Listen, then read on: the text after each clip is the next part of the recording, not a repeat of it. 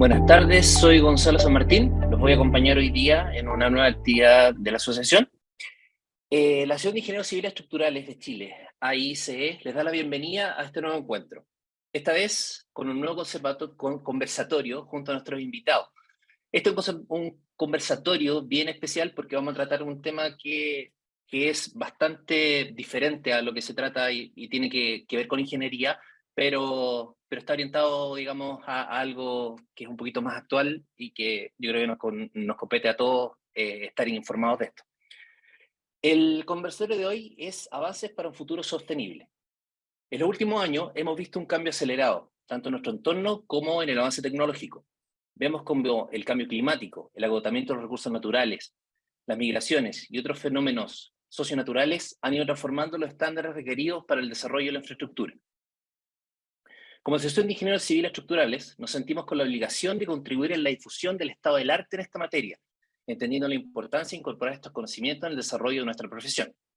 La construcción sostenible solo es posible gracias a un trabajo multidisciplinario, en donde el aporte individual se enmarca en una visión común.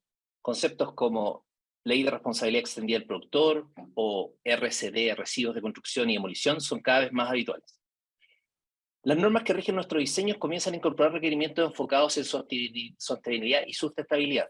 Así, por ejemplo, ya contamos con la norma NSH 3727, que es gestión de residuos, consideraciones para gestión de residuos en obras de demolición y auditorías previas a las obras de demolición. Y códigos como la 6318 ya están avanzando en incluir el requerimiento para el uso de nuevos materiales más sostenibles. Es impensable hablar de sostenibilidad sin entrar en una visión amplia de lo que significa. No basta por sí solo aplicar una norma, descubrir un nuevo material, aprovechar los residuos, recondicionar una edificación o implementar una tecnología. Cada acción forma parte de los infinitos eslabones que componen una gran cadena colaborativa en pos de un objetivo en común: asegurar las necesidades del presente sin comprometer las necesidades de las generaciones futuras. En este conversatorio repasaremos las distintas acciones que se están desarrollando en nuestro país para avanzar en el camino de la sostenibilidad. A través de nuestros expositores exploraremos la mirada a futuro de cómo deben ser nuestras ciudades, las acciones que se pueden implementar para proteger el medio ambiente a través de mejoras en productividad y trabajo colaborativo, y cómo desde la ingeniería estructural podemos contribuir en la recuperación de estructuras existentes para extender su vida útil o darles un nuevo uso. Para abordar esta temática, hoy contamos con 4 profesionales que abordarán distintas áreas de la sustentabilidad. Antes de presentarle a nuestro primer expositor, les queremos contar que todos ustedes tienen habilitado un módulo de preguntas en el cual pueden ir realizando las consultas simplemente escribiendo el título de la consulta u opinión. ¿Ya? Todas las consultas se van a hacer a través de esta plataforma. Al final de las exposiciones, iré leyendo las preguntas realizadas por cada uno de los expositores. ¿Ya? Si se les interesa alguna pregunta planteada, los invito a marcarla con un me gusta. De esta manera, la que tenga más me gusta serán las primeras que vamos a poder, digamos, hacer que nuestros expositores contesten. Para el inicio de este conversatorio, Luz María García nos hablará de el futuro de la ingeniería civil, creando ciudades inteligentes en Chile. Luz María García es administradora pública de la Universidad de Chile, experta en el diseño e implementación de políticas públicas enfocadas en el desarrollo digital. Tiene más de 10 años de experiencia profesional en el sector público chileno, promoviendo el desarrollo de las políticas públicas en el campo de la ciencia, tecnología e innovación. Destaca por sus habilidades de liderazgo, autonomía y orientación a resultados para la articulación de proyectos complejos e innovadores, con la participación de múltiples actores. Actualmente es la gerente general del Programa Estratégico Regional C Santiago Ciudad Inteligente Smart City, que es de la Corfo. Es de la Corfo. ¿Ya? Bienvenida, Luz María, y te dejo para que nos hagas tu presentación. Buenas tardes, Gonzalo. Muchas gracias por la presentación y también muchas gracias a todos los presentes que se encuentran conectados en esta interesante conversación que ojalá sea de gran utilidad para todos. Y bueno, rápidamente, como bien ya decía Gonzalo, actualmente me encuentro liderando este importante programa estratégico regional de Corfo, que ya lleva 7 años de ruta y en donde estamos en una etapa muy interesante, ya de máxima consolidación. Estamos casi en una en el término de nuestra hoja de navegación, y en donde hemos ido constatando en primera línea tanto la transformación y evolución de las tecnologías en estos casi ya 10 años de hoja de ruta, y un poco también cómo esto se ha ido vinculando, no solamente desde la dimensión tecnológica, sino que también a través de la colaboración y articulación con distintos actores y sectores que sin duda son claves para que ocurran estos fenómenos de transformación.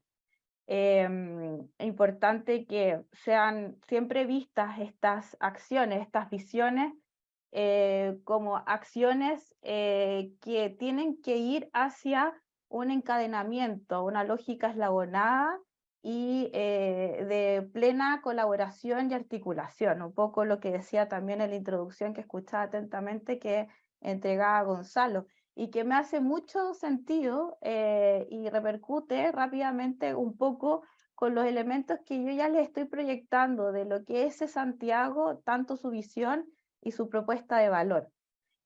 Nosotros nos reconocemos como una plataforma en sí misma, una plataforma que vincula y articula distintos actores y dimensiones, y en donde el principal rol que nos ha entregado Corfo y la principal misión a completar en esta ruta es de alguna manera aglutinar, convocar, invitar a distintos sectores del mundo privado, ya entiéndase empresas, emprendimientos, pymes, la misma academia, la sociedad civil organizada, entre otros, de alguna manera que estos sean vinculantes y sus acciones, sus intereses, nos vayan permitiendo ir avanzando en los desafíos que una ciudad inteligente nos plantea. Entendiendo que una ciudad inteligente, como lo define el BID, y que de alguna manera ha logrado esta definición instalarse y consensuarse eh, en los últimos 10 años, tengo que ahí hacer el alcance y el paréntesis, que estos consensos, estas definiciones, no han sido instantáneas o antojadizas, sino que han sido producto de un proceso de evolución y también de diálogo, de conversación, de mesas de discusiones público-privadas, que han sido fundamentales, no solamente en el caso chileno, y en el cual nosotros tenemos la responsabilidad de materializarlo, sino que también a nivel regional y también a nivel mundial. Esto también se traduce a metas que van más allá de lo local, sino que también hay elementos que están concertados también en los planos internacionales, y por supuesto hay grandes referentes del cómo se ha ido buscando la materialización de estas ciudades. Ciudades que, si bien es cierto, cuando nosotros planteamos el proyecto C Santiago, se hablaba desde una definición muy tecnológica, y si miraban las Smart City desde una investigación desde la docencia y desde la academia, y por otro lado desde el interés de las empresas que estaban desarrollando estas temáticas, las generadores de soluciones de ciudad, las tecnologías que de alguna manera nos permiten su habilitación, hasta al día de hoy ha habido también una evolución del concepto, y también una necesidad de ir concibiendo un modelo de sostenibilidad que acompañe todos estos procesos. Y donde, como lo dice el BID también y lo destaca claramente, el rol, de alguna manera, de estas ciudades inteligentes es mejorar la calidad de vida de sus habitantes.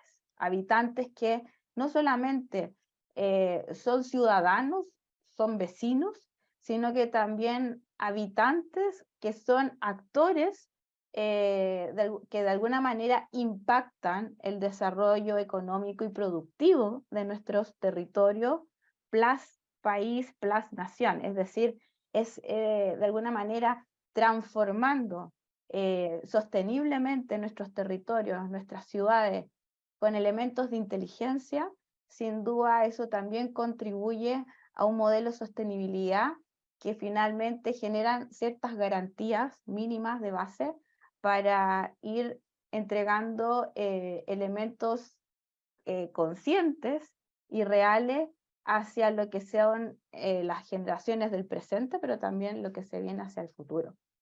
Y ahí me gustaría hacer también una conexión directa con muchos de ustedes que representan o son parte de este desafío desde las ingenierías y particularmente la ingeniería civil estructural, en donde nosotros identificamos eh, como un área de las ingenierías fundamental en este desafío de transformación de los territorios. Sin duda, vemos ahí una contribución extremadamente directa en el cómo vamos mejorando tanto en la planificación de estos mismos territorios como en la acción, en la ejecución, en la materialización de estas estructuras habilitantes que de alguna manera también nos dan algunos elementos de resiliencia. Elementos que yo creo que en las últimas semanas nos ha vuelto a golpear. La naturaleza nuevamente se ha manifestado en las últimas semanas en la ciudad de Santiago, como nunca, y también en otras regiones, pero volvimos a recordar las vulnerabilidades y un poco también las necesidades de cómo necesitamos de alguna manera ir siendo más conscientes en el uso efectivo y también en estos procesos de transformación, que vuelvo a rescatar y vuelvo a reiterar. Las tecnologías por sí solas, la evolución tecnológica por sí sola, algunas disciplinas por sí solas, no son componentes mágicos que nos van a permitir dar estas propiedades, estas atribuciones importantes para una territorialidad o una ciudad sostenible o con futuro, y del futuro y para el futuro, sino que también hay aquí un elemento importante de la coordinación y de la necesidad de que distintos sectores y disciplinas conversen y se vinculen de manera inteligente y planificada.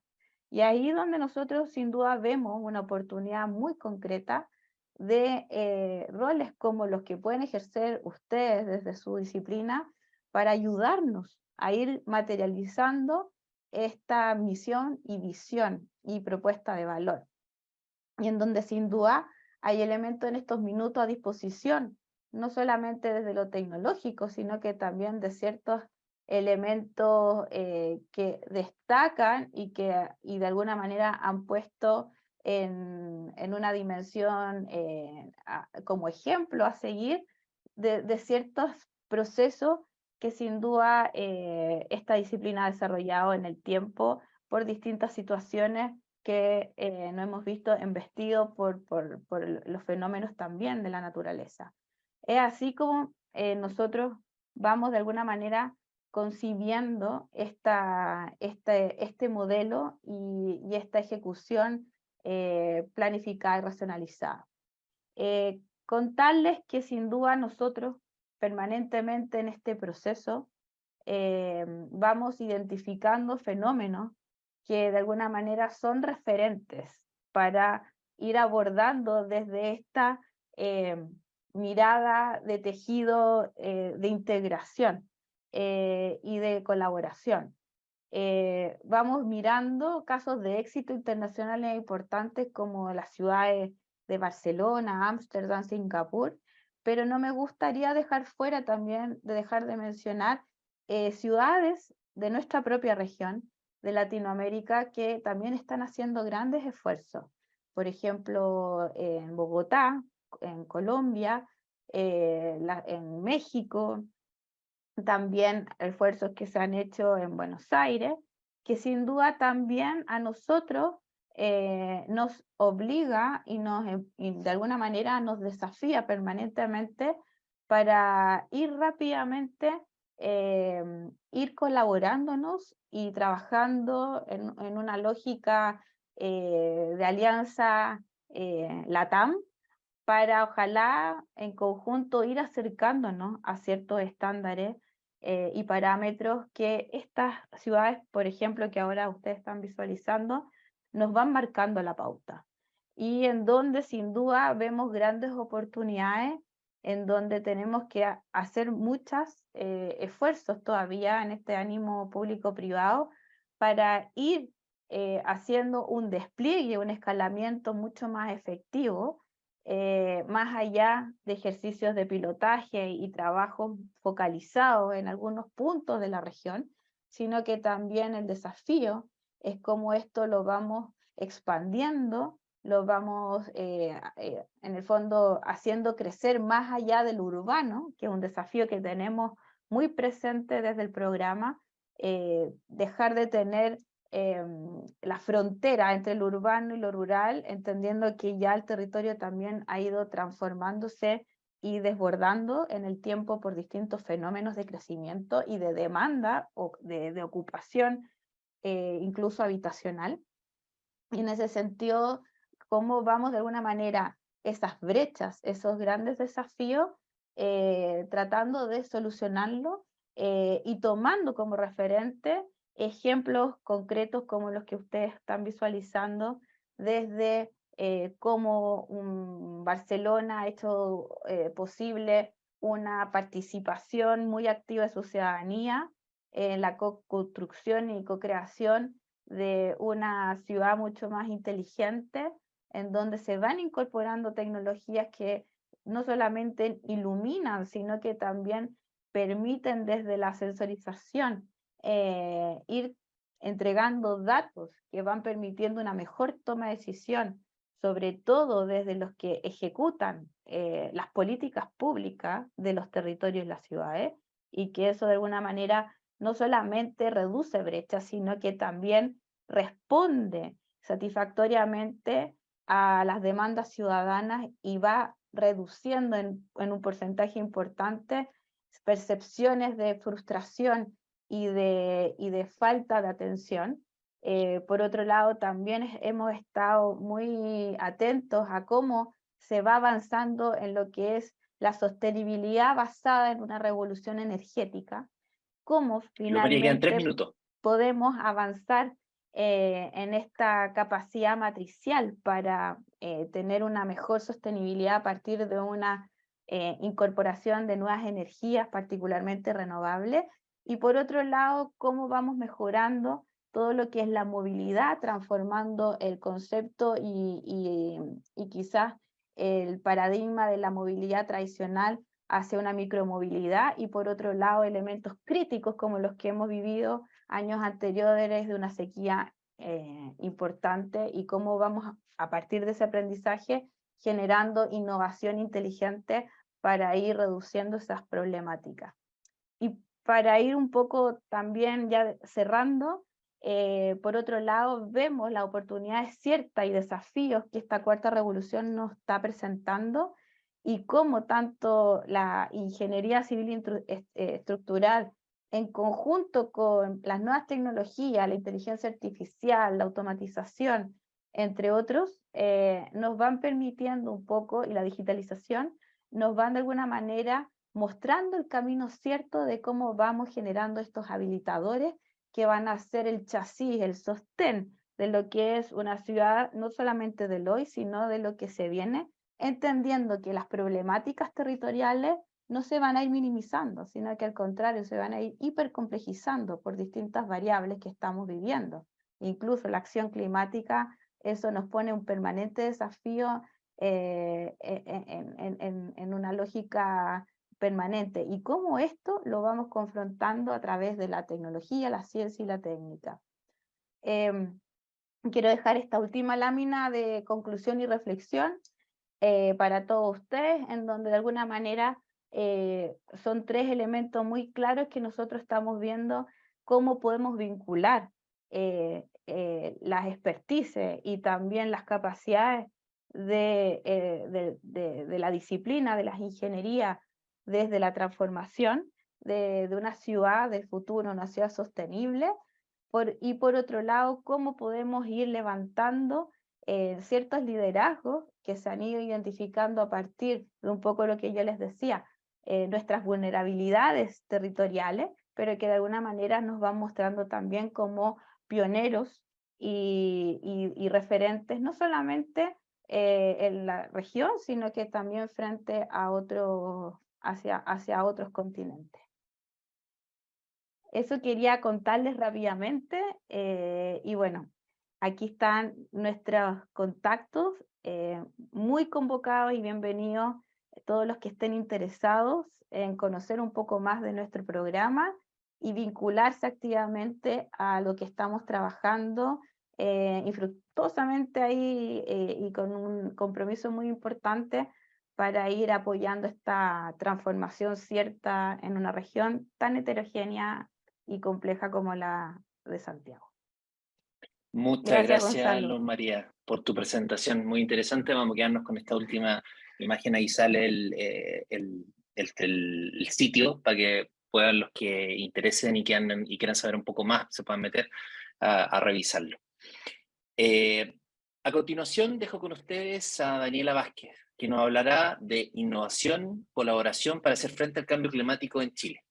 Daniela es arquitecta con 10 años de experiencia liderando, gestionando y desarrollando proyectos relativos a la transferencia tecnológica para la transición hacia la transformación digital y la adopción de metodologías de trabajo colaborativo de las empresas del sector de la construcción. Ha colaborado y liderado proyectos en diversos sectores como el inmobiliario, industrial, comercial, infraestructura y equipamiento. Por 7 años trabajó en la oficina de cálculo estructural Nuevo Ingenieros, en la ciudad de Talca, promoviendo la utilización de la metodología BIM desde la ingeniería. En cuanto a su experiencia en el área docente, ha participado en diferentes programas de formación continua enfocados en el trabajo colaborativo, BIM y fabricación digital. Actualmente se desempeña como gerente general del programa tecnológico Construye Cero del Centro Tecnológico para la Innovación en la Construcción, programa que desarrolla 10 tecnologías de adaptación al cambio climático con 5 empresas coejecutoras y 10 empresas socias. Ahora dejo con ustedes a Daniela. Muy bienvenida y adelante con tu presentación. Muchas gracias a todos por asistir. Como comentaba Gonzalo, yo trabajo y estamos liderando desde CETEC, este programa que se llama Construye Cero, del que les voy a hablar un poco más adelante. Primero, voy a checar acá, que creo que se está compartiendo ahí también. Primero comentarles que CETEC somos un centro tecnológico para la innovación en la construcción, que propicia estas sinergias y colaboración en el ecosistema. Ya nuestro principal propósito es poder mejorar la productividad en nuestra industria, pero de la mano de la sustentabilidad, pero también de la competitividad. Sabemos que las empresas tienen que tener esa competitividad para poder seguir existiendo, pero como hoy día nos enfrentamos a ciertos desafíos que nos está llevando adelante o a mirar el climático y la crisis climática que tenemos hoy día en nuestro foco.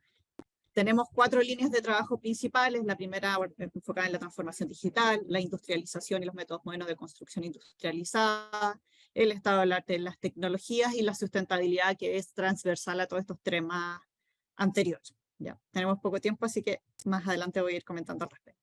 Bueno, cada día es más común que visualicemos este tipo de imágenes. Esto fue en Santa Olga hace algunos años atrás, en donde ciudades completas son arrasadas por el fuego, y ahí tenemos una nueva oportunidad en la que tenemos que empezar a reconstruir y a pensar de qué manera generamos estos nuevos asentamientos, cómo construimos en zonas que son altamente vulnerables. Chile se estima que es uno de los países que más va a sufrir el efecto del cambio climático en algunos años más. Por lo tanto, vamos a ver situaciones como esta o como esta que vivimos hace algunas semanas atrás de manera mucho más recurrente. Acá, bueno, veíamos el caso de Licantén, que bueno, ahí pudimos haber visto en las noticias que se nuevamente prometió que se iba a hacer un hospital en no son las nuevas no inundables, pero eso requiere también de políticas públicas, pero también requiere del desarrollo de nuestra labor como profesionales orientados a visualizar cómo somos más resilientes a estos acontecimientos que tenemos hoy día.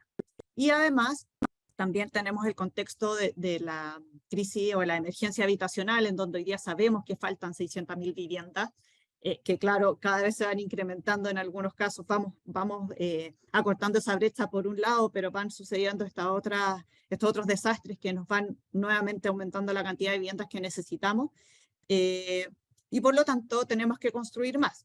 Pero ¿qué pasa cuando construimos más y ejecutamos más obras o en este caso viviendas? Nuestra industria se estima que es la que genera el 30% de los residuos sólidos, que utiliza el 40% de las materias primas, y que una estimación, porque en Chile no hay datos concretos que se hayan levantado, sino que son estimaciones que se proyectan a partir de estudios del Construye 2025, en donde se dice que aproximadamente el 23% de las emisiones de Chile son generadas por el rubro de la construcción. Para eso, a nivel nacional, tenemos ciertas estrategias en las que estamos trabajando. Ya hay un plan de carbono neutralidad hacia el año 2050, y bajo esa lógica es que han surgido algunos planes o convocatorias, como esta del Programa de Tecnológico para la Transformación Productiva ante el Cambio Climático, en donde el año pasado como centro postulamos y nos adjudicamos el programa que se llama Construye Cero. Construye Cero es un programa enfocado en esta adaptación a la crisis climática que tiene una duración total de 36 meses, 3 años, y se enfoca en abordar 3 brechas principalmente. Primero, la descarbonización de nuestro sector de la construcción. Por otro lado, la eficiencia en el uso de los recursos, y además incorporar adicionalidad tecnológica, que sabemos que es algo que a nuestro rubro le cuesta moverse hacia ese lado. Hay ciertos actores que son puntas de lanza, que tenemos empresas que han adoptado tecnologías rápidamente, pero sabemos que la gran masa nos cuesta movernos. Para eso, el proyecto considera el desarrollo de 10 tecnologías de adaptación al cambio climático, en donde tenemos plataformas tales como el pasaporte de materiales o el gemelo digital, que nos van a permitir identificar información en el caso del pasaporte de materiales, de los materiales, de sus componentes de toxicidad, de circularidad, en una plataforma que va a ser de libre acceso, ¿ya? Y de la cual ya se ha estado conversando porque ya se lanzó su primera etapa, ¿ya? El gemelo digital es una plataforma que nos va a permitir seguir información de los activos construidos. También vamos a tener impresión 3D y eco-hormigón, en donde este es un proceso que quizá algunos de ustedes conocen porque se ha estado llevando a cabo en varias investigaciones a nivel interno en universidades. Con este programa lo que buscamos es sacarlo de las universidades y llevarlo ya al entorno real, a que esto sea una realidad en Chile. Tenemos fachadas industrializadas adaptables, módulos cero emisiones, el Parawatts, que es un módulo de generación de energía fotovoltaica para una vivienda de 4 personas de Plug and Play, que es parte del desarrollo de una empresa que se llama Wattgen, que ya también ha escalado estas soluciones a tener generadores fotovoltaicos, por ejemplo, para obras, y luego a la siguiente escala, que es la minería. Entonces, gran parte de estos desarrollos que ya estamos trabajando para avanzar hacia una industria más sostenible, se están trabajando hoy día, se están desarrollando y van a estar a disposición también de la comunidad. Como parte del Construye Cero, y cómo se llama también esta exposición, tiene que ver con la colaboración, ¿ya? Hoy día tenemos 15 empresas, aparte de CETEC, que están trabajando y colaborando, 15 empresas y universidades también, de todas las escalas. O sea, está Cinta, que está en Echeverría Izquierdo, una Acciona, pero también está Revaloriza, Wattgen, que son empresas más pequeñas, son startups en algunos casos. Todas, y Resilink también, son empresas que ven el valor y son de distintas áreas. O sea, hay empresas que se dedican a ser proveedores de algunos materiales, hay otros que construyen, hay otros que nos están ayudando a diseñar ciertas soluciones, y ITM está siendo un actor clave también para darnos ciertos temas en relaciones a normativa y a ensayos, por ejemplo. Entonces, este ecosistema nos permite sacar las mejores cualidades de cada uno de los actores en pos del programa. ¿Ya? El programa está financiado por Corfo, ¿ya? Y tiene un presupuesto aproximado de 3.300 millones de pesos. Como les comentaba, este ecosistema de colaboración pone en el centro el programa. Tenemos a empresas coejecutoras que nos ayudan a desarrollar cada una de los TAC o de las tecnologías que estamos trabajando.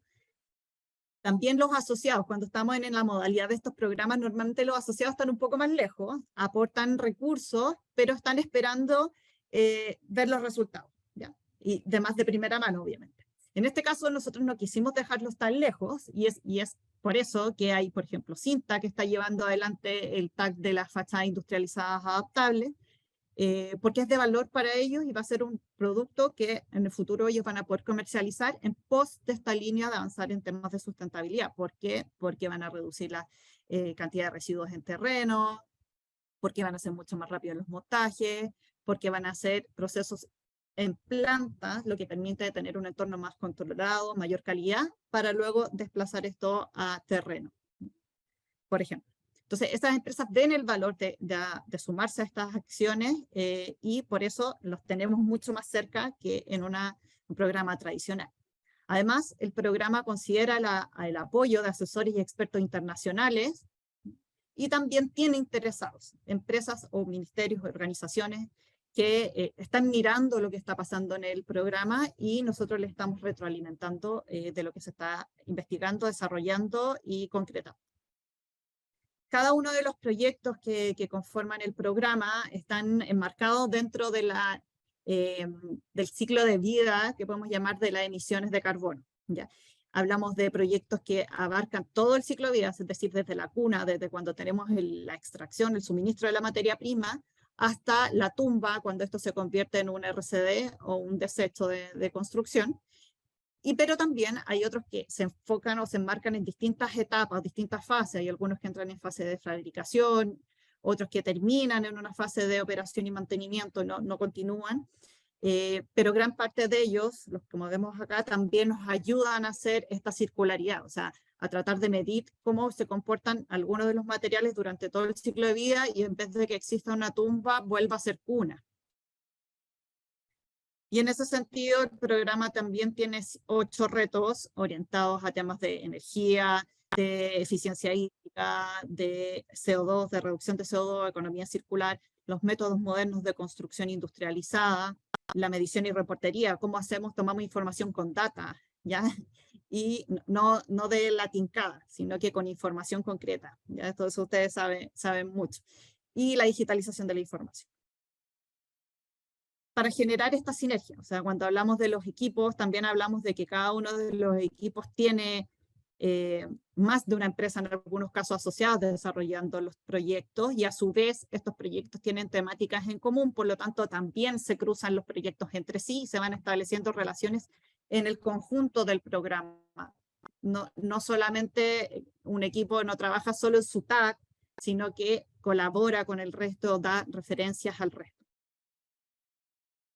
En CETEC también llevamos adelante algunas otras iniciativas, traje algunos ejemplos solamente, pero acá este caso, el caso de solar circular, es darle una segunda vida, por ejemplo, al tema de los paneles solares, en que los paneles ya no solamente se utilizan para generar energía, sino que se convierten en cubiertas de estacionamiento, pero también de invernaderos, por ejemplo, en donde para generar el riego ya no necesitamos el panel en su óptima generación, pero sí nos sirve para generar ciertas inyecciones de energía para los regadores, por ejemplo, y además tenemos que tener una estructura que soporte la cubierta y que soporte en este caso los paneles, por ejemplo. Tenemos otro proyecto que se llama Moda Habitar Antofagasta. Este fue un fondo FIC que nos adjudicamos el año pasado, cerca de 500 millones, en donde se desarrolló un reto, ¿ya? El reto era generar 2 viviendas de interés sustentables e industrializadas, tanto en el desierto como en condición costera, ¿ya? Hoy día ya tenemos dos pilotos, dos consorcios que ganaron, ya se participó por alianza, participaron 43 empresas y estos 2 prototipos ya se están construyendo, uno en la Universidad de La Serena, en zona costera, y otro en un terreno que dispuso la Municipalidad de Sierra Gorda para hacer el testeo en desierto. ¿Ya? Los prototipos los vamos a estar testeando con el gemelo digital del que les comenté, por lo tanto se van a estar sensorizando y vamos a poder estar vigilando desde cualquier parte de Chile cómo se están comportando las viviendas en Antofagasta. 3 minutos, Daniela. Ya. Para ir cerrando, comentarles también que tenemos el reto de innovación de la Cámara Chilena de la Construcción, que se cerró recientemente, y tiene la misma lógica de crear innovación a partir de consorcios para poder avanzar en soluciones que sean sostenibles e innovadoras para nuestro rubro y las problemáticas que tenemos. Acá participaron oficinas también de diseño, constructoras inmobiliarias, para generar el producto final. Finalmente, comentarles que tenemos en Santiago, ¿ya? En la Laguna Carén, nuestro parque de innovación, en donde es un espacio para prototipar soluciones a escala 1 a 1, en donde estamos haciendo mediciones, estamos levantando información, las empresas vienen acá a probar sus soluciones, ya sea modulares o sus soluciones de placas de plástico reciclado. Aquí les voy a mostrar algunos ejemplos. Hay proyectos que se han construido colaborativamente, como el caso de la vivienda Termomuro, que es un producto de Melón, pero que requirió a 18 empresas adicionales, aparte de Melón, para construirse.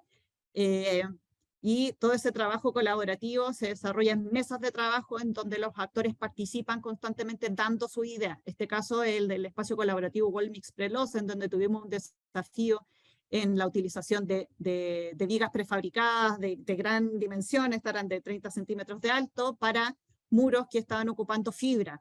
Entonces, acá el ingeniero en este caso fue súper abierto de mente para trabajar con nosotros en esas condiciones de, bueno, planteamos un problema, tenemos que solucionar, tenemos que tener dos soluciones, bueno, ¿cómo lo probamos? Y nosotros acá estamos trabajando en un espacio de pilotaje que es parte de la Universidad de Chile, por lo tanto también tenemos esta posibilidad de investigar y de probar distintas soluciones para luego esto sacarlo a entornos reales.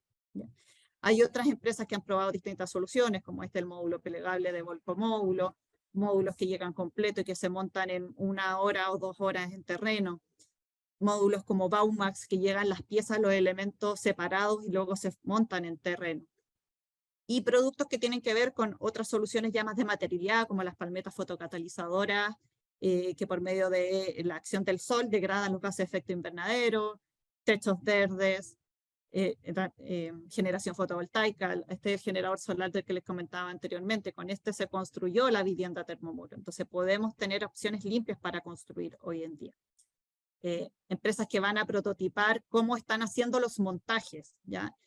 Hay que tener también una visión holística de que no solamente yo diseño lo que se va a construir y que otro vea cómo lo monta, sino que, bueno, cómo hacemos los procesos de montaje también más eficientes, cómo hacemos todo el proceso más eficiente. Y para eso muchas veces se requiere el feedback inicial de ingeniería en cuanto a despiece, a tener un detallamiento de uniones que nos permita hacer montajes capaz más simples en terreno o cosas que vengan ya prearmadas y otras que sí o sí las tengamos que armar en terreno, pero esa claridad es clave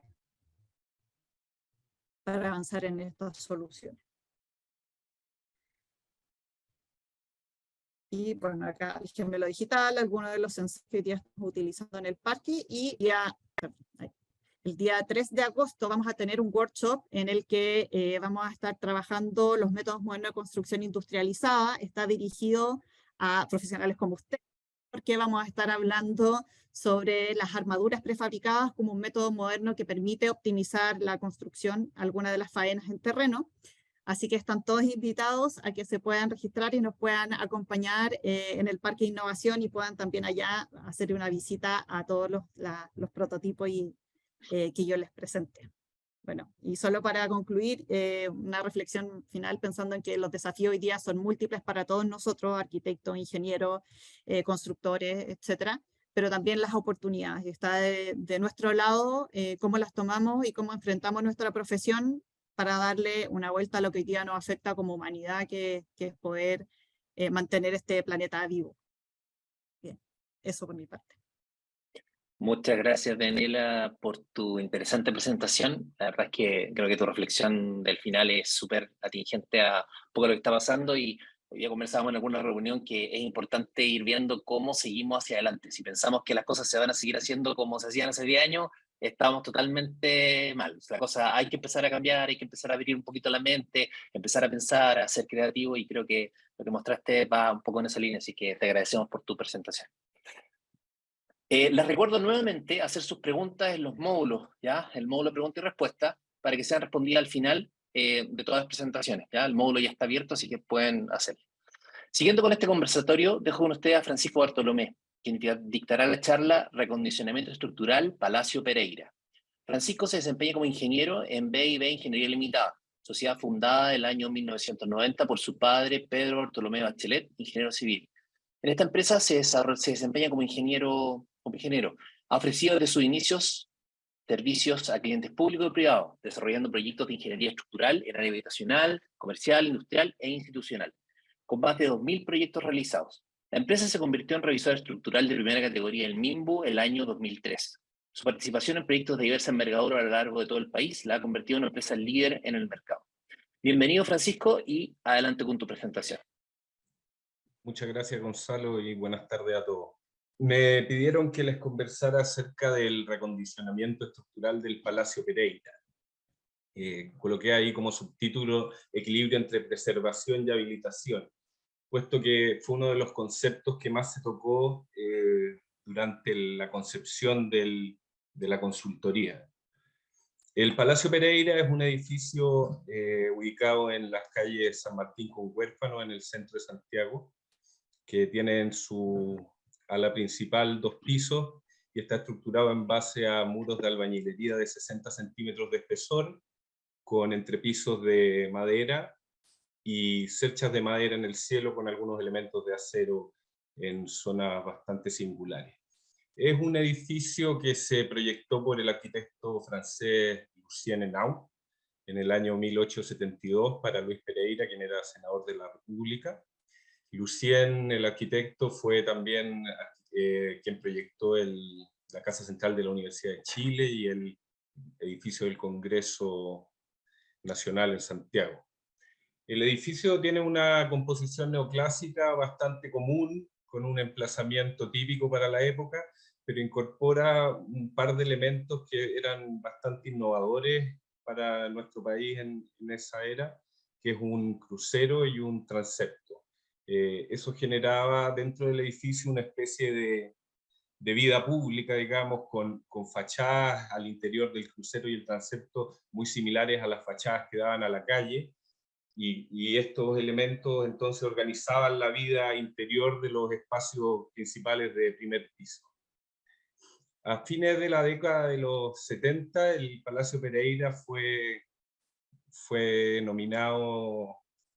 declarado Monumento Nacional, y el edificio entra en una fase, coincidentemente, en una fase de decaimiento que lo lleva a un gran deterioro estructural. Entre medio el edificio fue un liceo de niñas y también fue una sede política en los años 70, lo que lo llevó a modificaciones y deterioros que nos encontramos en el año 2013 cuando comenzó la consultoría, que nos hacían preguntarnos cómo atacar el proyecto. Entonces, las primeras reuniones de trabajo surgieron 2 conceptos súper interesantes que me gustaría mencionarles, que enfocaron un poco la manera de atacar el problema, tanto desde el punto de vista arquitectónico y desde el punto de vista estructural. O sea, arquitectura levantó una bandera muy interesante, pero no antojadiza, respecto de cómo tratar un edificio patrimonial y el dilema de someterlo a las mismas reglas de un artefacto histórico, como por ejemplo lo es un vaso romano que vemos ahí en la presentación. Entonces este dilema que se presenta al querer someterlos bajo las mismas reglas, nos hace pensar que el vaso romano es un elemento que está ahí suspendido en una vitrina, que hace mucho tiempo que nadie bebe de él, pero es un elemento maravilloso, digamos. Sin embargo, el edificio, si lo dejamos suspendido en el tiempo, a la larga va a perder habitabilidad y en el extremo va a ser totalmente inhabitable. Entonces esa bandera levantó arquitectura intentando llevar esto de una forma respetuosa, pero también de una forma que permitiera ciertas intervenciones en un edificio patrimonial que es muy difícil de tratar. El otro concepto importante que surgió fue el discutir acerca de qué es lo que se hace para enfrentar el problema. Yo restituyo al edificio su esplendor original, o respeto qué es lo que ha pasado en el edificio durante el tiempo, porque en el tiempo se han generado modificaciones, se han producido daños, deformaciones, que dentro de lo que fuera posible se decidió que era muy importante respetar.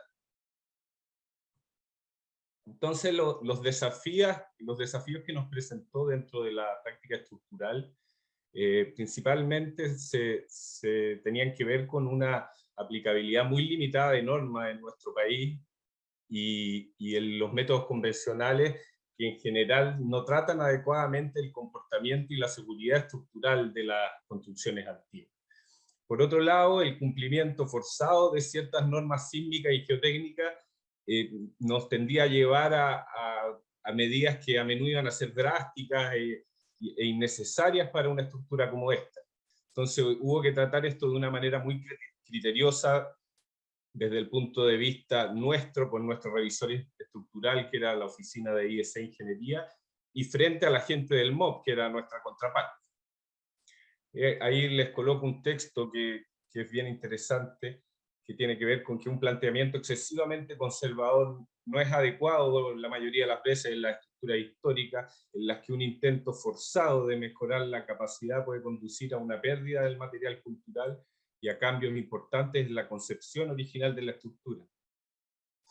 Entonces, en esa línea, y en conjunto con Cristian Sandoval, ingeniero de la Universidad Católica, con quien hicimos este proyecto, elaboramos un marco teórico bastante interesante, tomándonos de normas extranjeras, principalmente una norma italiana, en las cuales generamos una primera etapa de trabajo en la que había que atacar el edificio de una forma histórica, o sea, primero hacer un levantamiento histórico constructivo del edificio, en el cual a través de documentación existente pudiéramos entender por las fases que había pasado la estructura.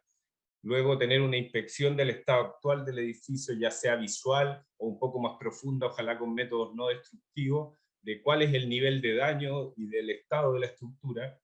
Posteriormente, instrumentación y ensayo. En el edificio en particular, no hicimos instrumentación en ese momento porque era un edificio que el nivel de daño que tenía, con diafragmas de pisos totalmente inexistentes, no iba a permitir que el análisis posterior a una instrumentación entregara resultados globales, o sea, íbamos a poder medir solo cosas muy particulares.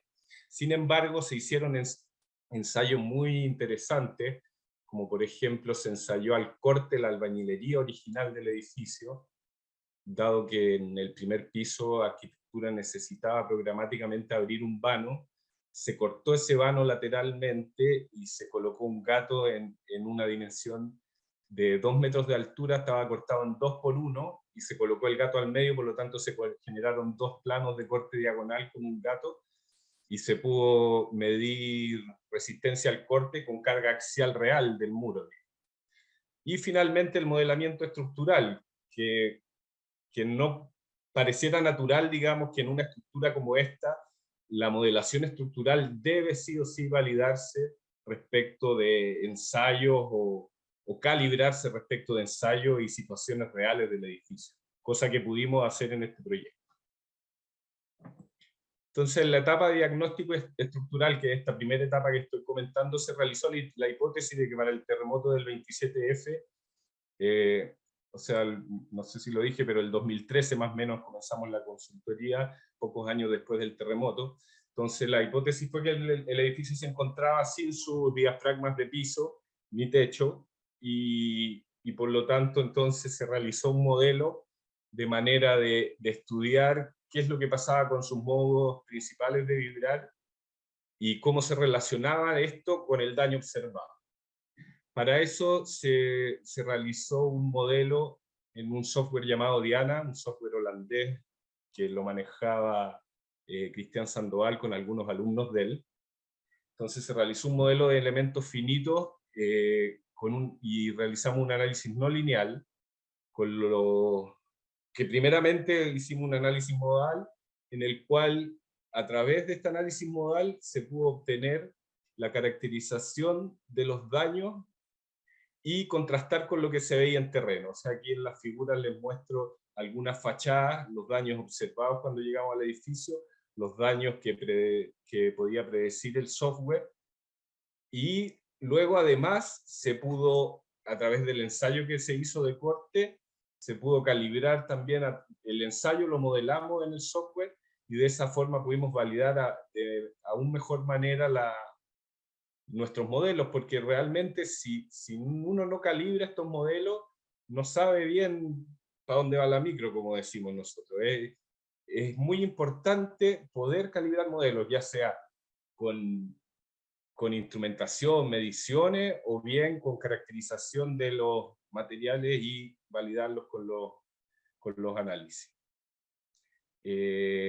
También aquí me detengo un poco para contarles que se hizo, además del ensayo de la albañilería, se hicieron ensayos, más bien análisis de los morteros, digamos, para poder replicarlos, e incluso las albañilerías que se repusieron en el edificio se mandaron a hacer tal y como eran en su condición original. Luego, ya después de esa primera fase, cuando ya supimos que teníamos un modelo bastante representativo de la estructura original en la condición dañada, digamos, el desafío que se nos presentó fue cómo intervenir y qué acciones terapéuticas y de control tomar, digamos. Entonces, en esa línea de la intervención es que se toca el tema del respeto de la estructura, digamos, respeto hacia las cualidades de la estructura, respeto hacia los cambios significativos posteriores que tuvo, que esa era un poco la bandera que levantaba arquitectura para no tener que generar, digamos, un retroceso en la estructura y poder justamente habitarlo y habilitarlo de la mejor forma. Y respeto hacia los materiales y las técnicas constructivas originales. De esa misma forma, o sea, fue que se rehicieron morteros, se rehizo albañilería. Respeto también a las imperfecciones y alteraciones que pueden haber ocurrido en el tiempo, incluso deformaciones y desaplomes. Existían importantes desaplomes en la fachada que en su momento se analizaron y se decidió mantenerlo, o sea, aplomear una fachada de un muro de albañilería de 2 pisos de 60 centímetros de espesor no era algo trivial. Finalmente, o como conclusión, digamos, un respeto total a cualquier alteración que pueda haber existido en el tiempo. Y bueno, también como concepto que la reparación de lo existente es siempre preferible a la sustitución. Por otro lado, estaban las condiciones para el diseño, digamos, que las condiciones eran ciertos requisitos de seguridad que fueron acordados con el revisor, porque dado lo que dije anteriormente, la normativa en nuestro país era inexistente, por lo tanto se acordó con el revisor utilizar una norma técnica italiana, en el cual tuvimos como consenso tener un factor de seguridad de 1,4, por ejemplo, que era algo que el MOP lo aceptó y llegamos a esa conclusión, digamos. Condiciones de compatibilidad entre los materiales o elementos originales, mínima invasividad, durabilidad, reversibilidad de las intervenciones muchas veces, etc. 3 minutos, Francisco. Vale, voy un poquito más rápido. Entonces, finalmente, en la etapa de diseño y verificación, con los modelos que teníamos en el software Diana, aquí quiero comentar, era importante hacer un paso a paso, digamos.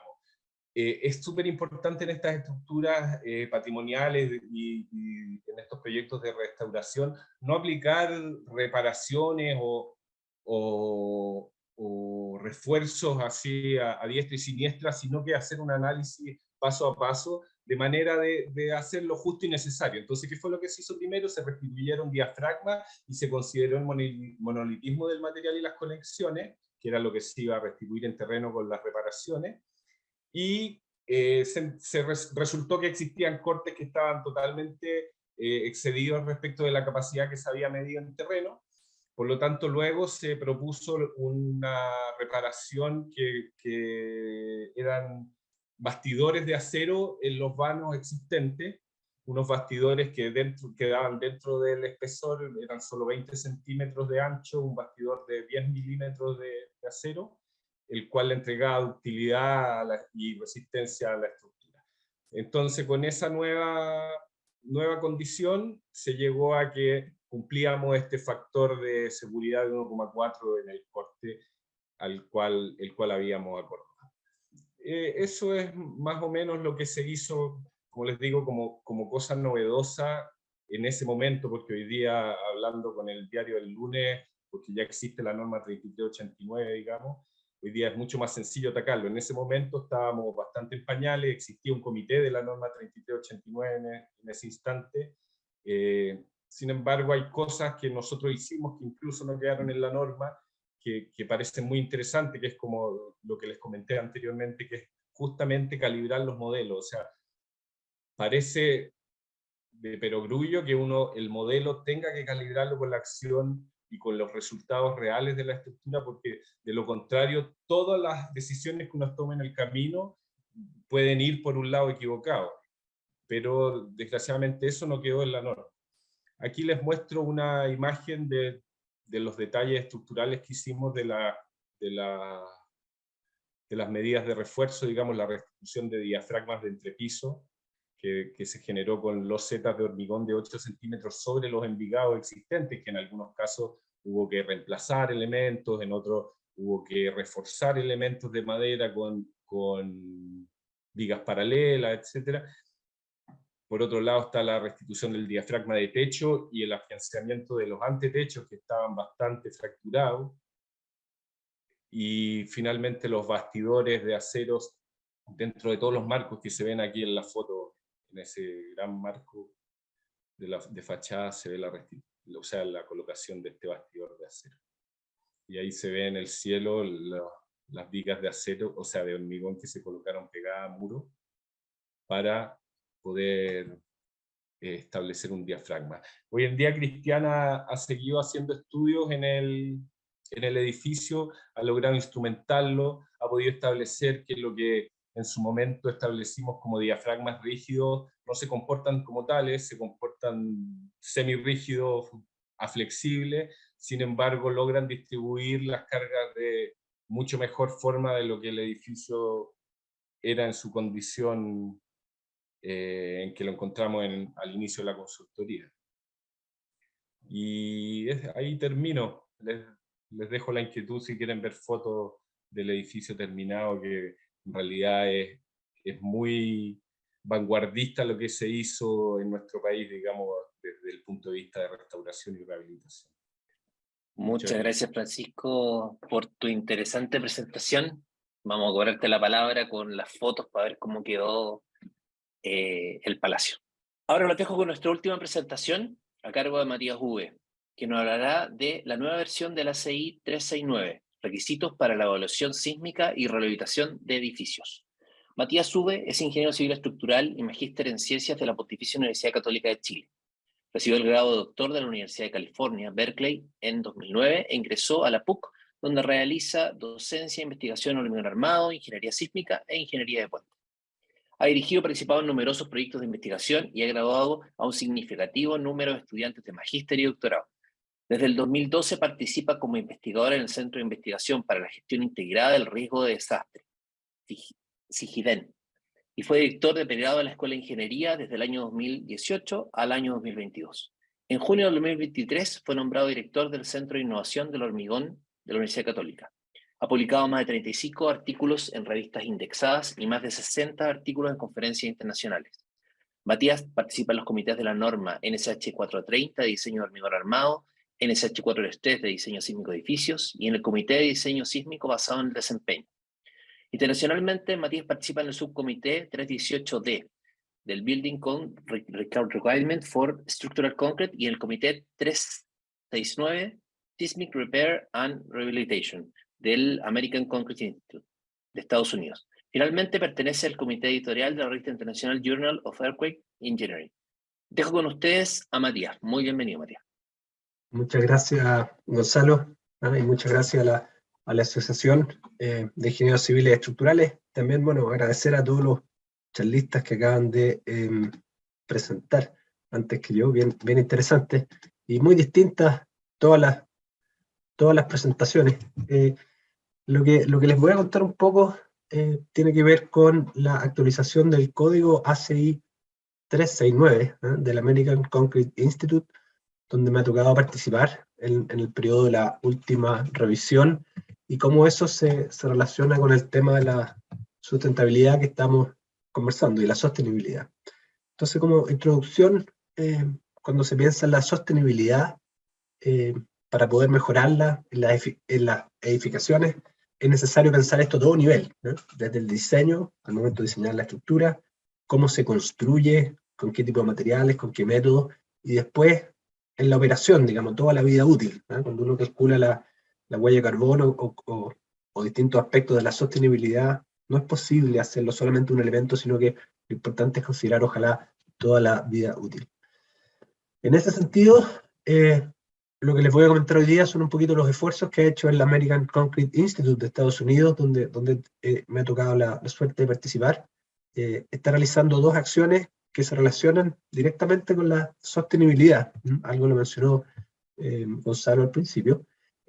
Primero es que en el comité ACI 318, que es el comité principal que elabora el documento ACI 318, que probablemente la mayoría de ustedes conocen, se generó un comité de sustentabilidad para abordar esas materias y poder incorporarlas de algún modo en el comité ACI 318. Y en segundo lugar, les voy a comentar sobre el documento ACI 369, digamos, ¿eh? Ahí está el loguito del ACI, que son el que está participando en esos dos documentos, y me ha tocado la suerte de participar en las discusiones de ese comité ACI 369 desde el año 2017. Entonces, si primero miramos el código ACI 318, la sustentabilidad es un tema que ha empezado a preocupar, digamos, en todo el mundo, y como vimos hace un rato, digamos, en una presentación que hizo Daniela, la construcción impacta mucho en emisiones de todo tipo, y por lo tanto el código 318 determinó que la sostenibilidad, digamos, y la sustentabilidad tenía que meterla de alguna forma, y por lo tanto para el ciclo, ¿no es cierto?, el código ACI actualmente está en un proceso de 5 años de nueva edición. El ACI actual es del año 2019, y la nueva edición va a ser el 2024, por lo tanto son ciclos de 5 años, y se definió que en el ciclo de 2019 a 2024 se iba a crear un nuevo comité, un nuevo subcomité en el ACI 318, el subcomité N, que está liderado por una persona que se llama Shanna Kelly, y que va a estar dedicado directamente a cómo incorporar la sustentabilidad en el código ACI 318. Este subcomité ha estado trabajando, y la propuesta que hizo este subcomité es incorporar la sustentabilidad mediante un anexo, y ese anexo va a estar disponible en la nueva versión de la CI el año 2024. Y lo que ha estado haciendo este subcomité, entonces, este subcomité N, es trabajar en el anexo y cuáles son las materias. Entonces, las cosas principales que va a tener este anexo: primero va a mencionar el alcance de este anexo, y va a definir términos relevantes relacionados con la sustentabilidad. Y después tiene un capítulo que habla de la sustentabilidad del material hormigón, de los materiales constituyentes, cómo medir la sustentabilidad, cómo hacer hormigones más sustentables, etc. Y después un capítulo sobre sustentabilidad en el sistema estructural. Cosas que se conversan, por ejemplo, tienen que ver con resistencias mínimas de hormigones, o cuantías mínimas, etc. Hay ciertos elementos estructurales donde, claro, se ocupan criterios de resistencia mínima del hormigón, o cantidad mínima de cemento, digamos, por metro cúbico de hormigón, y esas cosas no necesariamente, cuando hay restricciones de sustentabilidad metidas de por medio, realmente esas no son las mejores decisiones, y por lo tanto se pueden hacer modificaciones a nivel de código y a nivel de diseño, de tal modo de mejorar la sustentabilidad. Y esos son los primeros esfuerzos, digamos, que está haciendo la ACI, y se van a ver reflejados entonces el año 2024, cuando aparezcan esas este anexo por primera vez. Y el segundo tema que les iba a comentar, digamos, y que tiene que ver con el título, tiene que ver con la actualización del código ACI 369, el código ACI 369, ahí abajo lo ven al lado izquierdo, ese es el nuevo código, está un poco borroso, pero tiene que ver con la evaluación sísmica y la rehabilitación de edificios existentes. Y este es un tema crítico en la sustentabilidad, porque los ingenieros estructurales estamos acostumbrados como a aprender normas y a diseñar edificaciones nuevas. Entonces, puro diseño de edificios nuevos, edificios nuevos, edificios nuevos. Pero en algún momento tenemos que pensar, bueno, ¿qué pasa con los edificios existentes? ¿Cómo podemos reacondicionar edificios existentes? ¿Cómo podemos rehabilitar edificios existentes? Y por lo tanto necesitamos normativa y necesitamos procedimientos que nos permitan evaluar edificios existentes. Nosotros sabemos, por ejemplo, que los códigos de diseño sísmico se han ido poniendo más exigentes con el tiempo. Ahora incorporamos en Chile el confinamiento de los muros, antes no estaba. Entonces, si uno piensa en un edificio más antiguo, que a lo mejor no cumple estándares actuales, porque por ejemplo no tiene confinamiento de muro, etc., uno puede pensar en no demoler y hacer un edificio nuevo, sino una decisión sustentable puede ser evaluar ese edificio y hacer una rehabilitación. Por lo tanto, este documento ACI 369, ese tiene el foco, digamos, el foco es para poder hacer esas rehabilitaciones. Entonces, la nueva versión, que se llama ACI 369.1.22, fue publicada en febrero de este año, y la versión anterior era del año 2017, por lo tanto, hubo un periodo de 6 años, digamos, entre la última versión. Y lo interesante es que han habido conversaciones entre el American Concrete Institute, el ACI, y la ASCE, porque existe un documento ASCE 41, que es el que está puesto ahí en color azul, que es para evaluación y rehabilitación de edificios existentes también, pero esos son todo tipo de edificios, de albañilería, de acero, etc. Y lo que quiere hacer el ASCE 41 en el futuro es tomar las indicaciones del ACI 369. Por lo tanto, el ACI 369 tiene recomendaciones que son exclusivas de hormigón armado, y lo que va a hacer el ASCE 41, entonces, en las futuras ediciones, es referenciar a lo que tiene el ACI 369 respecto a edificaciones de hormigón armado. Y como en Chile tenemos tantas edificaciones de hormigón armado, digamos, y queremos rehabilitar edificaciones, o si uno quiere evaluar sísmicamente una edificación existente, entonces un documento ACI 369 es la herramienta que permite hacer eso. ¿Cuál es el objetivo de este documento, del ACI 369? Bueno, como les mencioné, contiene requisitos para la evaluación y la rehabilitación sísmica de edificios, y que es fundamental, digamos, si uno no quiere demoler un edificio y hacerlo nuevamente. Los países más viejos, más desarrollados, ellos hacen, en Europa, por ejemplo, hacen mucha evaluación de estructuras existentes. Recién nos contó Francisco, digamos, del Palacio Pereira, claro, es una rehabilitación de un edificio existente muy antiguo, pero con el pasar de los años, los ingenieros civiles estructurales vamos a tener que hacer cada vez más evaluación de estructuras existentes. Entonces, los requisitos que están en este documento, dice, aplican a edificaciones existentes y también a componentes rehabilitados y nuevos componentes, porque se está pensando en rehabilitar, en colocar nuevos elementos, en alguna estructura a lo mejor, aumentar el grosor de los muros, colocar nuevas vigas, etc. Y por lo tanto necesita requisitos para tanto los elementos antiguos como los nuevos.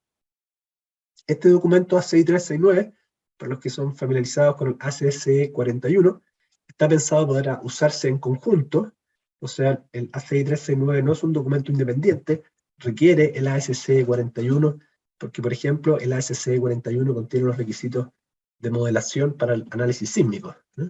El ACI 369 no tiene eso. Bueno, entonces, pensando un poquito en cómo evaluar una estructura existente y cuáles son algunas cosas que tiene este documento ACI 369. Lo primero que habla tiene que ver con las propiedades de los materiales.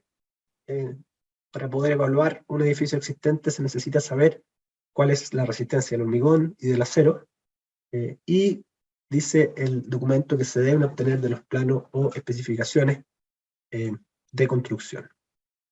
Sin embargo, muchas veces esas cosas no ocurren, como recién vimos en el Palacio Pereira, y por lo tanto se pueden complementar esos valores, esos datos, con ensayos de materiales que pueden ser en terreno, o con información histórica de las características de los materiales. Y por lo tanto, el código tiene ciertas recomendaciones de cómo hacer esos ensayos y cómo estimar esa resistencia de los materiales. También define resistencias nominales, que es lo que le llama límite inferior, y también las resistencias esperadas, que son las con que uno debiese hacer los análisis para evaluar el desempeño, y por lo tanto define unas tablas que permiten transferir entre la resistencia nominal y la resistencia esperada. Entonces, por ejemplo, si uno mira la armadura de refuerzo, un factor de 1,25, eso es para pasar de 420 megapascales de la tensión nominal a un valor de resistencia a la fluencia que es más realista. 5 minutos, María. Ya. En el capítulo 2.5 de la 6369 también habla de propiedades de los materiales nuevos. ¿Ah? ¿Qué pasa si uno tiene un material nuevo en un edificio? ¿Cómo considerar esos materiales? También el ASCE 41, que se ocupa en conjunto con el ASCE 369, incorpora un factor de conocimiento kappa para expresar la incertidumbre en las propiedades de los materiales. Si uno tiene más incertidumbre en las propiedades de los materiales, entonces uno estima una resistencia menor, y al revés si uno conoce más. Entonces el documento ACI 369 tiene en general requerimientos de modelación. Dice que uno tiene que hacer un análisis sísmico para determinar las fuerzas y las deformaciones inducidas en los elementos debido a un movimiento sísmico, muy importante, consistente con la amenaza sísmica seleccionada, porque el código ASCE 41 dice, bueno, usted para evaluar su desempeño de su edificación, usted tiene que definir cuál es su sismicidad. Y en base a esa sismicidad, entonces, usted puede estimar cuáles son las deformaciones y las fuerzas de su. Permite procedimientos lineales y no lineales para la evaluación del desempeño, y la selección del tipo de análisis, si va a ser lineal o no lineal, va a depender según el tipo de la estructura, si es regular o no, y según la altura de piso. Y es necesario entonces modelar los elementos del hormigón armado y considerar el comportamiento corte, axial, flexión, también las deformaciones de deslizamiento de adherencia de la armadura. Entonces el método tiene procedimientos lineales, que son conocidos por la mayoría de los ingenieros estructurales, ¿no es cierto? El método lineal estático y el procedimiento lineal dinámico, o NSP en inglés, Non-Linear Static Procedure, y lo que hacen estos procedimientos es que usted asume la estructura lineal elástica, pero usted tiene que usar inercias reducidas de sus elementos. ¿Por qué? Porque lo que usted está tratando de estimar es fuerzas y deformaciones realistas, y si quiere estimar fuerzas, no, al revés, no.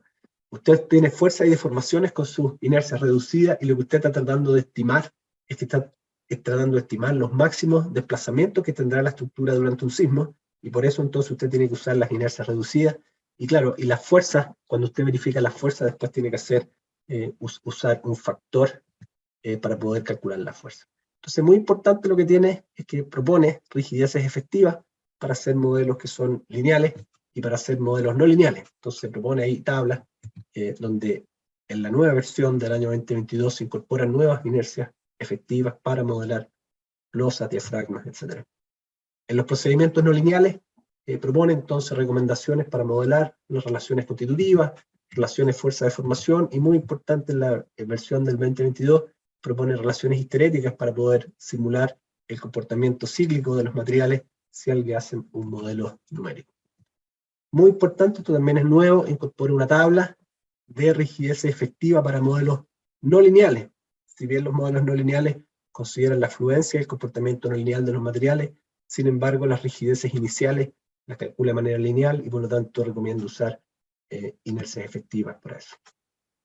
Hay algunos cambios adicionales importantes. Se cambian las tablas para modelar y evaluar columnas y vigas, uniones viga-columna, y evaluar también muros. Y no quiero entrar en detalles, digamos, con todos esos cambios. Y como conclusiones finales, digamos, ¿qué es lo que les puedo comentar? Que es importante considerar la sustentabilidad en construcciones tanto nuevas como existentes, y cada vez más nos vamos a tener que preocupar en Chile de qué es lo que pasa con las edificaciones existentes y cómo las rehabilitamos, esas edificaciones.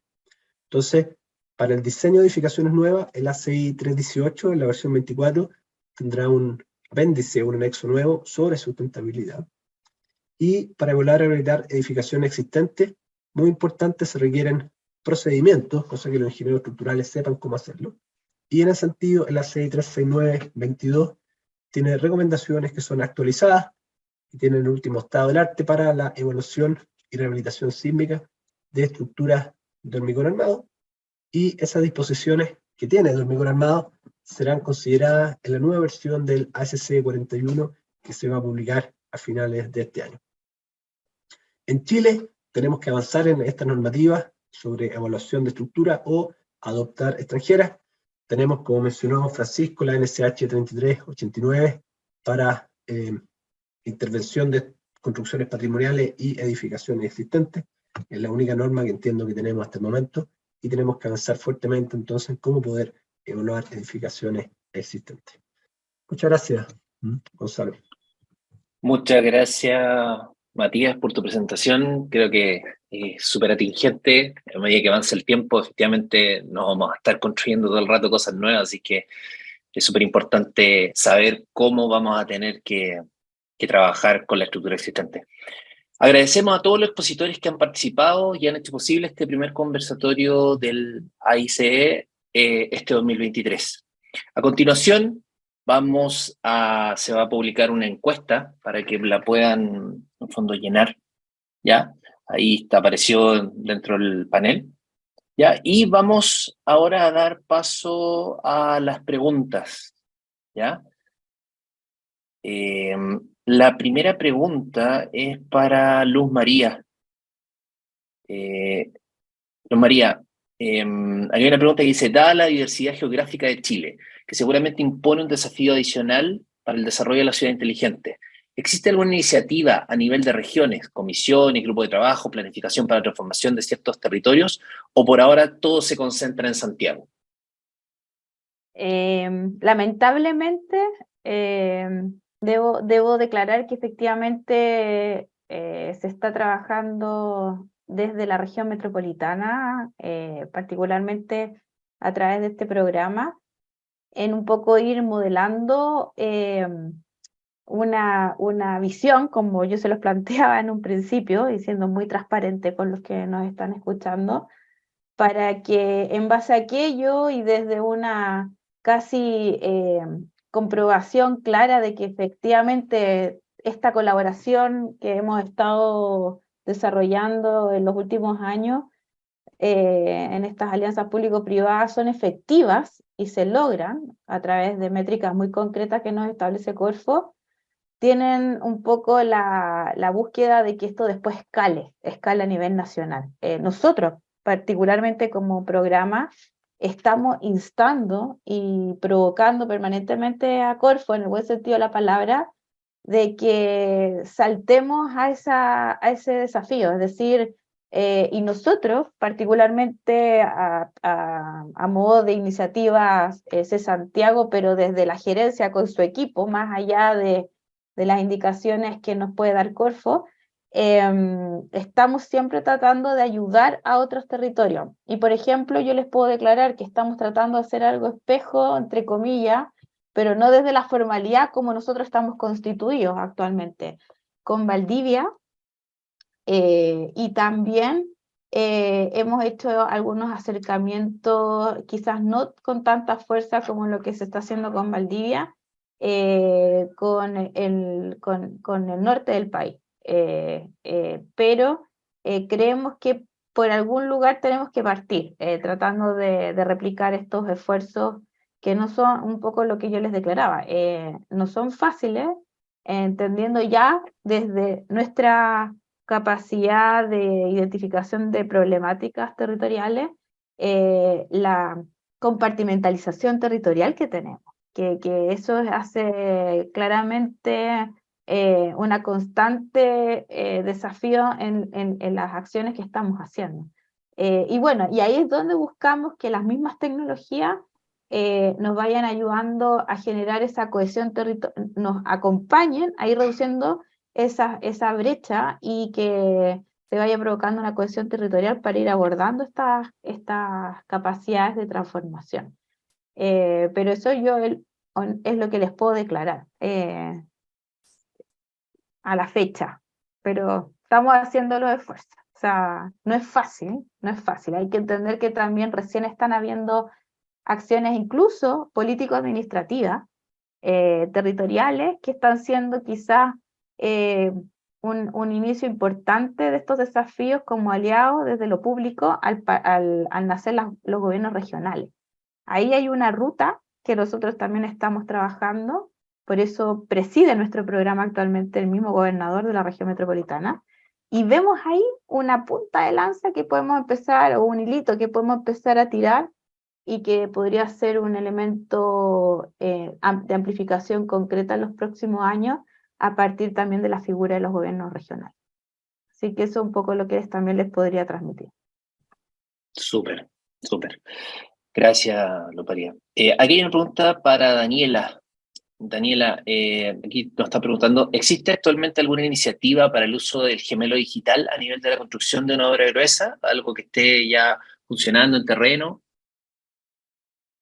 Hoy día, si bien existen las plataformas de gemelo digital a nivel internacional, nosotros primero vimos la necesidad de que no en todas partes, ni acá en Chile, trabajamos la información tanto de proyecto como luego de operación, al igual que lo hacemos, por ejemplo, en Estados Unidos, donde hay plataformas que ya están instaladas. Hoy día a nivel nacional sabemos que existen algunos desarrollos y algunos intentos que van en camino hacia el gemelo digital, que son plataformas que ha llevado adelante empresas como Velocity, ¿ya? Pero todavía no vemos un nivel de madurez como el que en este caso estamos desarrollando, ¿ya? Hay gemelos digitales y de hecho hay otro programa tecnológico de Corfo que está orientado a la industria del salmón. Entonces ellos tienen levantado toda la zona que está en el agua, ¿cierto? Eso está sensorizado, se están midiendo ciertas propiedades del agua, por ejemplo, y eso también lo estamos mirando para poder traerlo a nuestro rubro, ¿ya? Y eso es un desafío importante, no solo en el tema del gemelo digital, sino que en muchos de los otros desarrollos de que en otras industrias tenemos avances que hoy día pudiésemos, por medio de la incorporación de tecnología y de postulación a programas como el Construye Cero, catapultar, por decirlo de alguna manera, a nuestra industria y que nos haga mucho más productivos. Súper, gracias. Aquí hay una pregunta para Francisco Bartolomé. Dice, en comparación con el diseño de un proyecto nuevo, ¿cuánto tiempo toma el desarrollo del recondicionamiento estructural del Palacio Pereira? Y yo, Francisco, te quería también agregar algo ahí. ¿Cuánto es en el fondo, digamos, tengo la sensación de que calcular un edificio, o sea, rehabilitar un edificio, sin duda son más horas, y también hay un horario que debería ser quizás mayor al de hacer algo partiendo de cero. Claro, lo que tiene un poco en la rehabilitación de las estructuras es lo que comenté un poquito en la presentación respecto a la incertidumbre. Uno se encuentra con una cantidad de cosas imprevistas en la rehabilitación que hay que ir tratándolas a medida que van apareciendo. Lo otro que es súper difícil hoy en día es especialmente en el trabajo con el MOB, por ejemplo, es el poder acordar soluciones en este tipo de situaciones. O sea, el MOB funciona ligado a la normativa oficial, digamos, y hacerlo despegarse un poquito de eso de manera criteriosa es muy complicado. Te ponen a algún intermediario válido como un profesional especialista, pero creo que eso fue de lo más complicado en el tema de restauración. Nosotros, en la medida del trabajo, ya después del tema diagnóstico, fueron muchas horas de visita de obra, a diferencia de las obras normales, fueron muchísimas horas de visita de obra y trabajo en terreno, por lo que digo, de la incertidumbre, de lo que iba apareciendo, cosas que no se podían ver en el principio. Pero lo más difícil fue el tratar con el MOB. Pero eso pasa en los edificios nuevos y antiguos. Así que... Oye, pero me imagino que la mayor cantidad de horas acá son de ingenieros senior, o sea, en el fondo acá, ingeniero junior o una rehabilitación deben ser pocos, ¿o no? Me imagino. Claro, o sea, los ingenieros junior nos ayudaron mucho con el manejo y trabajo en el software, en el Diana, pero el resto efectivamente es ingeniero senior. No, hay muy poco que hacer en la otra área.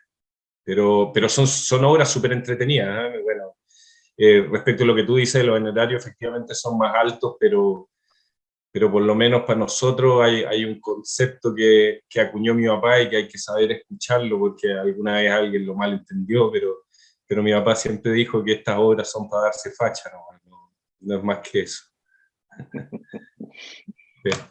Pero son muy entretenidas, a mí me gustan harto, participé en la misma línea también con Cristian Sandoval, pero en un proyecto privado durante la pandemia en el edificio que está en la esquina de Morandé con Agustina, ahí en la Plaza de la Constitución, y lo elaboramos el proyecto de la misma forma, digamos, lo atacamos de la misma forma, instrumentamos con la gente de DICTU, y resultan súper entretenidos poder realmente calibrar y ver que lo que estás haciendo en el computador con nuestros modelos tridimensionales logra reflejar realmente el comportamiento real de la estructura. Eso me parece que es lo más choro que nos resulta de estos proyectos. Y después el darle vida a edificios que, como ustedes dicen, no nos vamos a pasar toda la vida construyendo cosas, sino que vamos a tener que seguramente rescatar lo que había, y para eso entonces está lo que también traté de transmitir en la presentación, que es el respeto, digamos. Pero muchas veces ese respeto no va de la mano de la normativa vigente, ¿sí? Porque la normativa vigente quiere romper con todo lo que en cierto modo no funciona. Yo en este momento estoy en una casa completamente barro, no sé si alcanzan a verla. Y seguramente si viene un terremoto voy a tener que correr un poquito afuera. Pero es respeto. Lo dijo don Santiago en una de sus últimas presentaciones: respetemos la doble. Y ahora hay que respetar la albañilería y respetar el hormigón, como dijo Matías. O sea, la cantidad de edificios de hormigones en condición histórico-patrimonial que se vienen es muchísima. Y tratarlo de una manera criteriosa, sin hacer unos búnker, me parece que es lo más adecuado. No he podido manejar ni conozco bien la norma que presentó Matías. No sé cuál será la línea, pero mi sensación es que hay que tratarlos de manera muy criteriosa. Oye, Francisco, y lo último como para cerrar, el tema de responsabilidad, en este caso puntual, ¿es exactamente igual que un edificio nuevo? O sea, en el fondo entra a la municipalidad y ustedes quedan, en el fondo, en este caso, como calculistas y responsables de la estructura por el mismo tiempo, ¿o tiene algo distinto? Exactamente igual, y el revisor es va en la patada contigo de la misma forma, digamos. En esa línea tuvimos que llegar a tener reuniones infinitas con los revisores para poder llegar a acuerdo de lo que estábamos haciendo. Perfecto. Muchas gracias, Francisco. Tengo dos preguntas para Matías. Matías, aquí están consultando: ¿qué código recomienda para edificios o puentes industriales de acero símil al alcance del ACI 369? Gracias, Gonzalo. Había leído la respuesta. A la vez, ya. No, o sea, la pregunta sí, justo la había visto acá. A ver, el ACI 369 tiene un documento que va junto con él, que es el ASC 41, que es y ese documento ASC 41 tiene recomendaciones para evaluar edificaciones de todo tipo, digamos, incluida acero. Entonces las recomendaciones específicas del acero están en el documento ASC 41. Por lo tanto, ese es el que yo recomiendo. Ahora, en Estados Unidos, el ASC 41 está orientada para buildings, edificios en general, no específicos de tipo industriales, digamos, que son muy seguros en Chile. Nuestra norma chilena de edificios industriales es muy segura. Este ASC 41 está orientada para edificaciones residenciales y comerciales de ciudades, y no necesariamente industriales. Pero ese sería el primer paso, el ASC 41, y ver el capítulo de estructuras de acero. Ya, hay otra pregunta, Matías, que aquí aparece y dice: ¿ves que el avance tecnológico permitirá en un corto plazo dejar de lado el análisis lineal y reemplazarlo definitivamente por un análisis no lineal? Lo veo muy difícil, porque y lo digo como profesor universitario, digamos, donde los estudiantes y todo esto, la inteligencia artificial, el chat GPT, hace que las personas como que sepan menos conceptos y va a ser difícil que ingenieros puedan entender modelos no lineales para hacer evaluación del desempeño, digamos. Las edificaciones son complejas, los modelos no lineales son complejos y por lo tanto yo tengo mis dudas si efectivamente las herramientas de evaluación del desempeño con métodos no lineales son herramientas que pueden ser masificadas y usadas por muchos ingenieros. Yo creo que todavía no, digamos, ¿eh? La sociedad yo creo que todavía no está preparada y yo tengo temor hacia eso, digamos. Los métodos lineales son muy buenos y efectivamente igual se puede evaluar el desempeño de una manera simple usando métodos lineales. Pero hasta que las estructuras no sean más simples de poder calcular, va a ser muy difícil poder implementar métodos no lineales para toda la estructura. Muchas gracias. Hay una pregunta más para Francisco, que aparece, no sé si la viste, Francisco, está en módulo de preguntas, pero aquí la comento, dice, sísmicamente, ¿qué se espera para una estructura original refracción? Como mencionaba, el patrimonio también debe considerar la evolución de la estructura, o sea, no debería entregar la responsabilidad a la estructura original.